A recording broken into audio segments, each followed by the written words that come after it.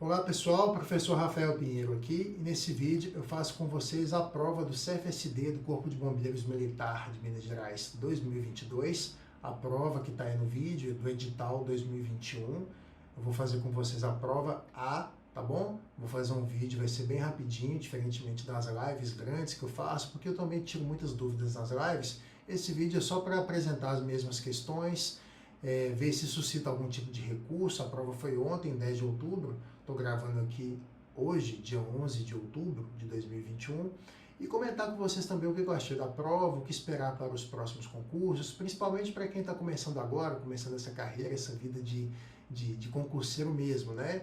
Então, vamos lá. A primeira questão que a gente vai fazer da prova A é a questão número 46. Aqui eu deixei no meu caderno separado, para poder ter uma maior capacidade de visualização com vocês. Olha só, a questão 46, uma conceitual. Mariana mora em uma cidade no interior de Minas Gerais e em suas férias resolveu visitar os Lençóis Maranhenses, famoso por suas dunas. Devido aos altos preços dos passeios, ela resolveu utilizar seu próprio veículo para passear nas dunas. Porém, diferentemente do que aconteceu com os veículos próprios para esse passeio, o carro atolou nas areias, sendo necessário acionar um reboque. Por que o carro de Mariana, diferentemente dos demais transportes da região, atolou na areia? É uma situação bem clara, tá? Uma questão muito interessante, muito bem pensada, muito bem feita, eu gostei bastante dela. E por que o carro dela atolou? O que é atolar? Bom, vamos lembrar que um corpo sobre uma superfície exerce uma pressão em cima dessa superfície. E é isso que está acontecendo. O carro de Mariana está exercendo uma certa pressão na areia. Ah, Rafael, mas os veículos próprios para o passeio não exercem pressão na areia? Eles exercem pressão na areia sim, mas eles exercem uma pressão menor do que o carro de Mariana. E qual é o principal motivo disso? O pneu do carro de Mariana, provavelmente ele não tinha uma largura adequada para poder trafegar em cima da areia, né? Não era um veículo apto para isso, os pneus não eram aptos para isso. E vamos lembrar, turma, que pressão é igual a força dividido por área. Se a área dos pneus é de fato pequena, para uma área pequena, a tendência é uma pressão muito grande, afinal de contas, é muito fácil de ver que pressão e área são inversamente proporcionais. Quando um é reduzido, o outro é aumentado. Então é isso que aconteceu. O carro de Mariana afundou na areia, ele ficou atolado porque ele exerceu uma pressão maior do que deveria nessa superfície. Esse motivo foi porque ela utilizou aí uma roda, um pneu de provavelmente aí medidas muito pequenas. Então vamos ver qual que é a alternativa que nos traz a melhor ideia. A letra C. O carro atolou por apresentar uma pressão maior sobre a areia, devido à menor largura dos pneus. A letra C está perfeita, é exatamente a discussão aqui teórica da fórmula. Não é uma questão de cálculo, mas quem sabia a fórmula poderia usar essa fórmula de base fundamental para poder resolver esse exercício. Essa foi a 46, eu vou conferir aqui o gabarito com vocês, preliminar, disponibilizado pela Fundep, pela gestão de concursos, e aí a gente vê se tem algum problema. Então essa foi a prova A, questão número 46, tá aqui prova A, gabarito provisório, preliminar, tá bom? Então, ele não é ainda o gabarito oficial após os recursos, mas a questão 46, a gente pode vir aqui e ver que de fato 46 é a letra C, não tem nenhum problema nem na questão e nem no gabarito, tá? Vamos agora para a próxima questão. Nós vamos fazer aqui a questão agora número 47. Uma questão de ondas, né? Em um parque construiu-se uma piscina de ondas. Na extremidade dessa piscina, uma grande barra se move tocando a água com uma frequência que pode ser ajustada pelo operador. Em um dado instante, a barra toca a água uma vez a cada 5 segundos. Criando ondas cuja distância entre duas cristas consecutivas é de 50 centímetros. Se a frequência for duplicada, as novas ondas terão comprimento de onda e velocidade de propagação na piscina, respectivamente de... São duas perguntas, né? Comprimento de onda e velocidade de propagação, se for duplicada a frequência das ondas. Então, a primeira coisa é descobrir qual a frequência dessas ondas, né? Essa primeira informação aqui, toca a água uma vez a cada 5 segundos, remete-se ao período, tá bom? Um toque a cada 5 segundos significa uma produção de perturbação a cada 5 segundos. Então, o período é de 5 segundos. A frequência é o inverso do período. Então, a frequência vale 1 sobre 5 Hz. Eu prefiro deixar em fração, porque essa fração simplifica depois, tá? Então, vamos descobrir a velocidade dessa onda pela equação da onda. É muito fácil. Velocidade da onda é igual ao comprimento de onda vezes frequência. Então, aqui vai ficar V é igual a comprimento de onda, foi falado ali 50 centímetros, vezes a frequência, 1 sobre 5. 50 vezes 1, 50 dividido por 5, 10 centímetros por segundo. Bom, legal. Agora vamos lembrar que a velocidade de uma onda só muda se ela mudar de meio. Como não houve mudança de meio, só mudou ali a pulsação, só mudou a frequência, essa velocidade se mantém. Essa velocidade, portanto, não se altera, ela vai se manter, e aqui a gente já pode eliminar a letra B, porque teve mudança de velocidade, e a letra D, porque também teve mudança de velocidade, tá? A velocidade não pode mudar, porque não teve mudança de propagação do meu material. Agora vamos lá, o que se propõe é uma duplicação da frequência.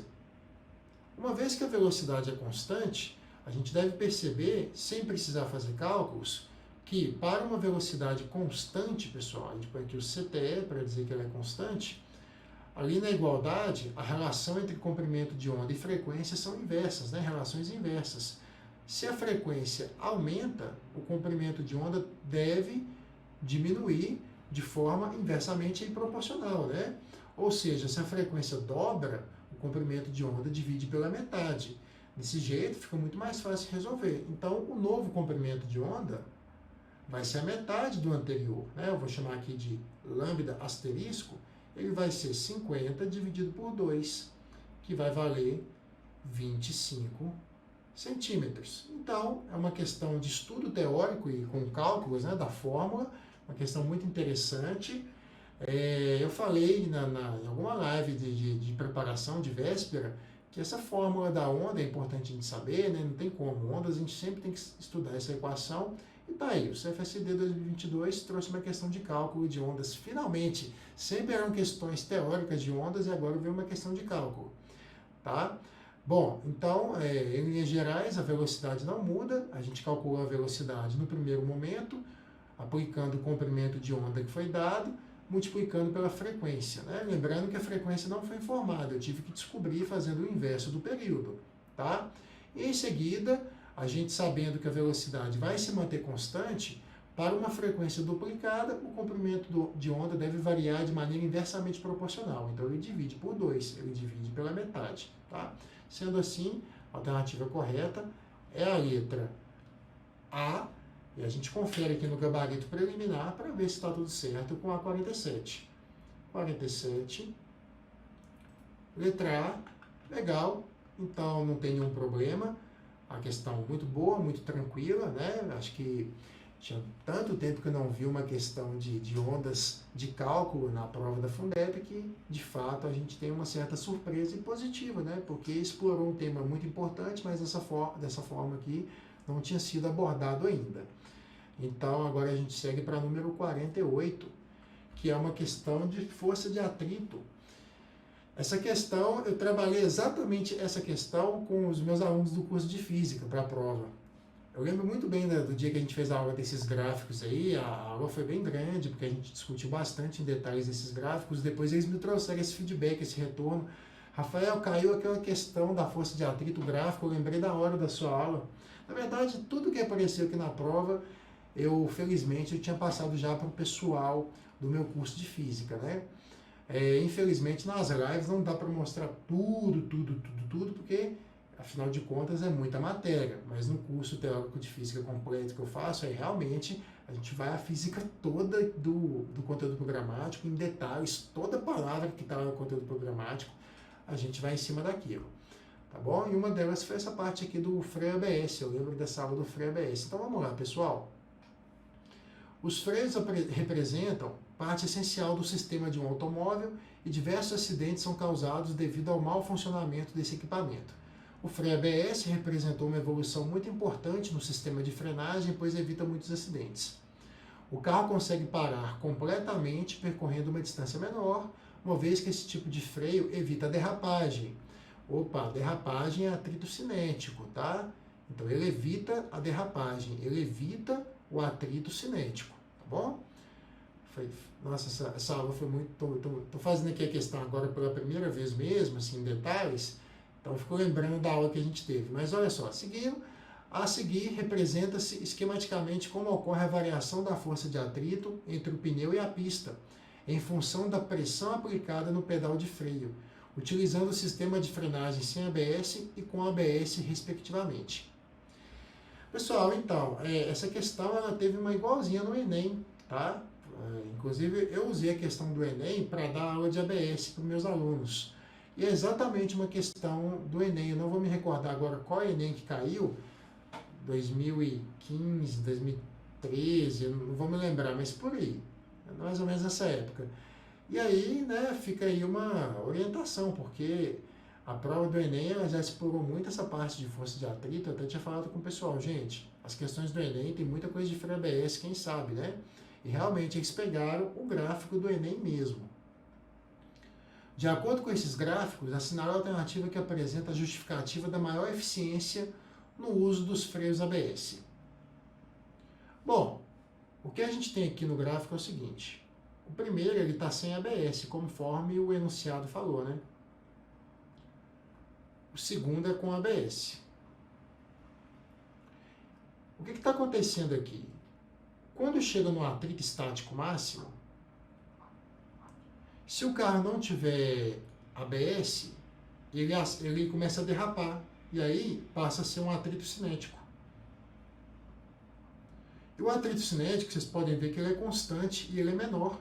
Tá? O problema de ter a ausência do ABS é que o carro pode ficar derrapando e esse atrito cinético não é forte o suficiente para parar o carro numa distância menor. Tá bom? O ideal é conseguir manter um atrito estático sempre que possível. Então é isso que o freio ABS faz. Quando chega aqui no limiar, onde que começa a derrapagem e passa a governar o atrito cinético, no caso do ABS não.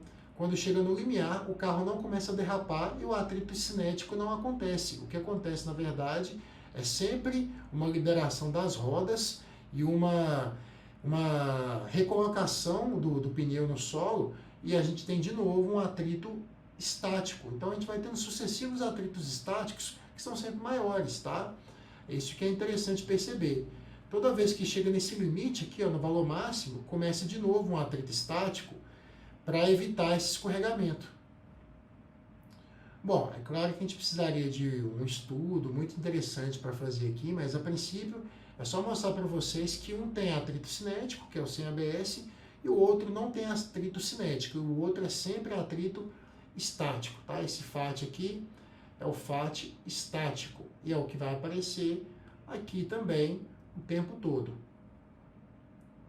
Sempre o atrito estático, né? Ele sempre está em valores ali maiores do que o atrito cinético, beleza? Bom, a maior eficiência nos freios ABS, a justificativa.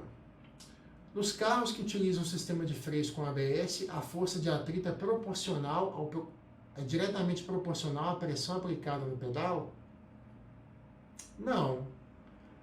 Quando ele fala que é diretamente proporcional, significa que quanto mais pressão, mais força de atrito estático, né? Então esse gráfico era para ficar subindo numa linha contínua, mas não, ele vai até um máximo, começa de novo até um valor inicial, vai até um máximo, começa de novo um valor inicial, vai até o máximo. E mesmo que você aumente a pressão no pedal, isso não vai mudar, isso é um comportamento do sistema. Diretamente proporcional significa, quanto mais pressão, mais atrito estático. Então esse gráfico estaria subindo, subindo, subindo. Letra B.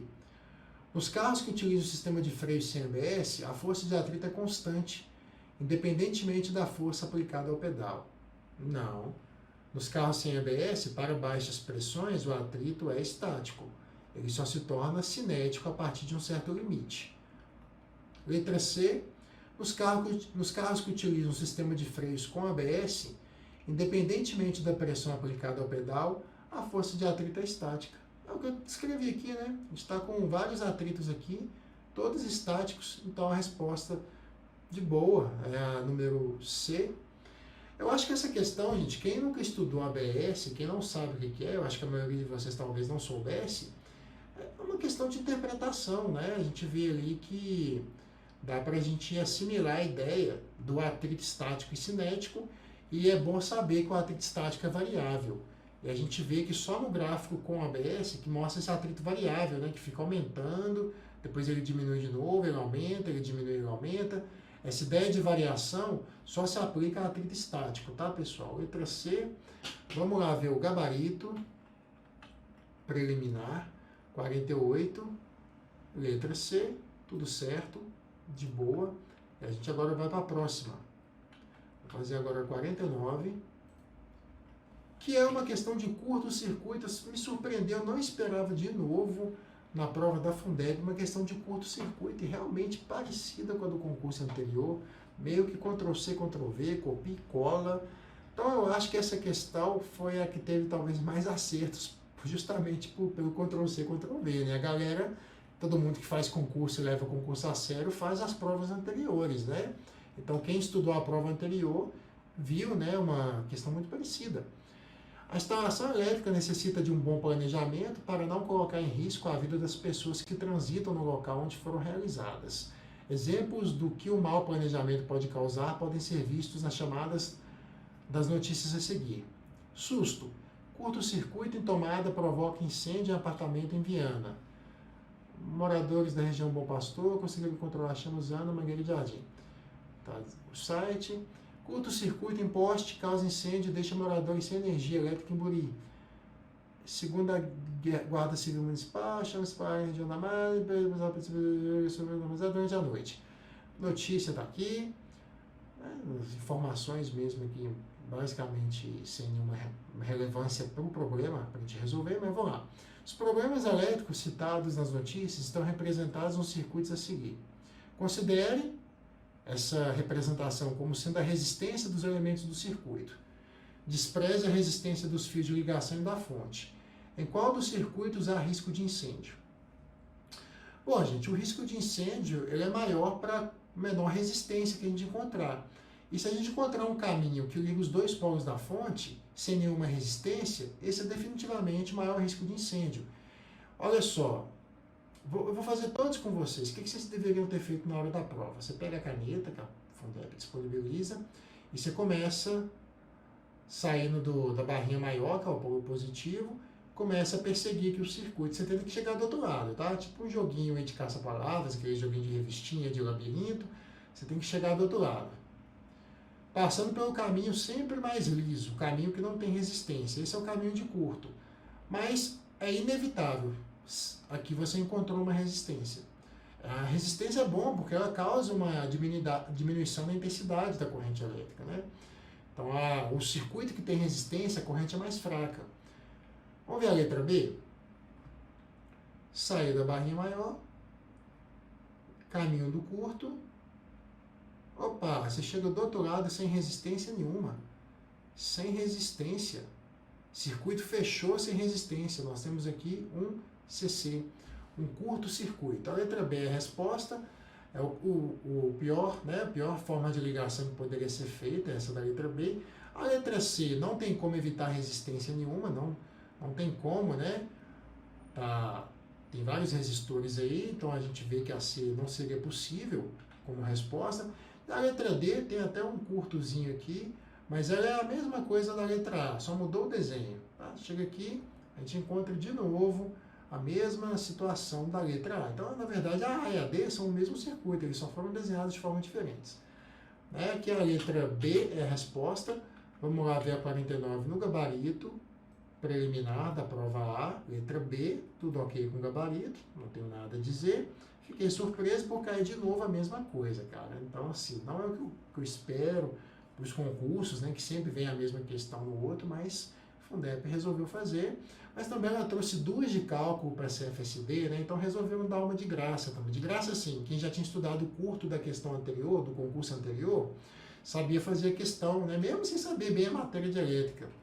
Eu até falei com o pessoal na live, falei, vai cair coisa de cálculo, eu tô botando, né, pilha que vai cair. Eu até pensei que poderia cair de circuito com cálculo, mas ela resolveu inclusive apostar agora na 50, que é uma questão que nunca foi explorada, gente. Aqui realmente foi a surpresa. Eu tenho falado isso muito com meus alunos, tá? Que a Fundep em toda a prova tá colocando uma surpresa. O que é uma surpresa? Uma questão de um assunto que nunca caiu. Então esse tema que está aqui, ele nunca caiu até hoje, com cálculo, né? Que é impulso e quantidade de movimento. Então vamos ver o que a questão propõe. Um casal de patinadores faz uma apresentação de patinação artística no gelo. Quando, em dado momento, estando os dois em repouso, um homem de 72 kg empurra sua companheira de 48 kg na horizontal e ela passa a se mover a uma velocidade de 18 km por hora. Considerando apenas as forças de interação entre o casal, qual é o impulso aplicado ao rapaz em newton segundos na interação entre eles? Bom, gente, funciona assim.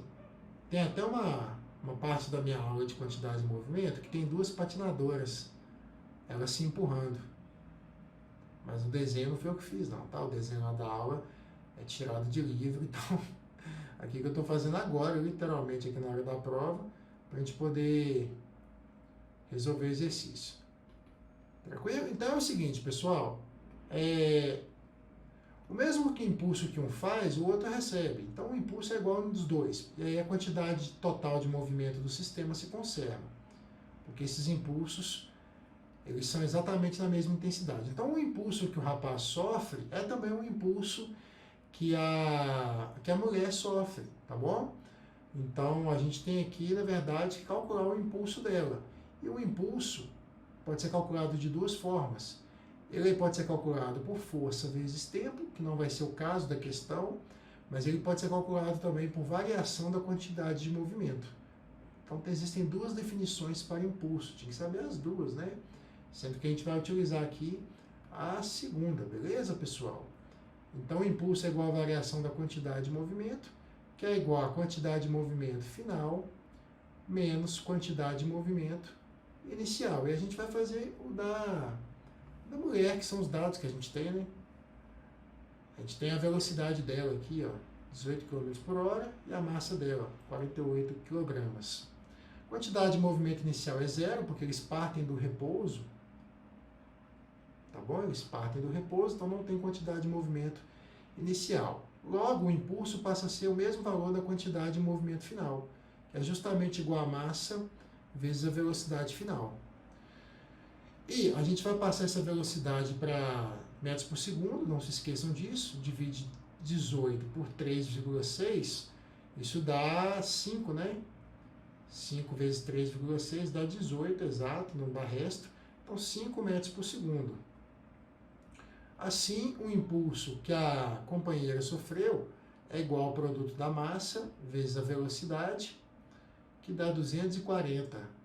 Aí tem 2 unidades, pode colocar em quilograma metro por segundo, ou pode colocar também 240 newton segundos. Tanto faz, é a mesma coisa. Letra A. Aí, gente, realmente essa foi o tema surpresa. O que é o tema surpresa? Uma questão que a gente nunca viu em nenhum concurso anterior da Fundep aqui para bombeiros. Então a gente acaba sendo surpreendido. Quem só estuda provas anteriores não esperava uma questão dessa. Eu tenho falado muito isso com o pessoal, que toda prova da Fundep está tendo a surpresa da vez. Tá? Então no próximo concurso, provavelmente vai ter uma questão que nunca caiu aquele assunto. Vamos ver o gabarito aqui, da questão 50, letra A. É isso, gente. Não cabe recurso, a prova está perfeita. Pela primeira vez em tanto tempo a gente não viu uma prova da Fundep de física que não tem problema. Isso era quase raro, mas dessa vez eles se redimiram. Fizeram tanto o CFO quanto o CFSD uma prova que não teve erros, né? Todo o material aí, todo o conteúdo cobrado de acordo com o edital e também sem nenhum tipo de problema, nada estranho nos enunciados, tudo simplesmente baseado naquilo, né, da boa interpretação, das equações corretas. E aí quem conseguiu trabalhar principalmente essa parte interpretativa deve ter feito uma boa prova. É isso aí, pessoal. Eu agradeço aí vocês por assistir e deixa um comentário o que vocês acham aí da prova, o que vocês acharam, foram bem, será que a gente pode ter expectativas para o próximo concurso? CFSD teve cálculos, né? Eu até tinha falado para o pessoal, gente, vai ter cálculo aí no CFSD. Só que a gente nunca sabe cálculo do que pode acontecer, porque são apenas 5 questões para um edital muito grande. Continuem estudando, não desistam, persistam aí nos seus objetivos, que uma hora vai, tá? Guerreira, bombeiro, tem que ser insistente, porque a profissão de vocês é uma profissão de combate, de luta, né? Bom combate, ajudar as pessoas, não um combate que não tem esse objetivo, né? Ajudar as pessoas, salvar, e é isso. Para você fazer isso, você precisa saber se dedicar. Vejo vocês nos próximos vídeos. Um grande abraço.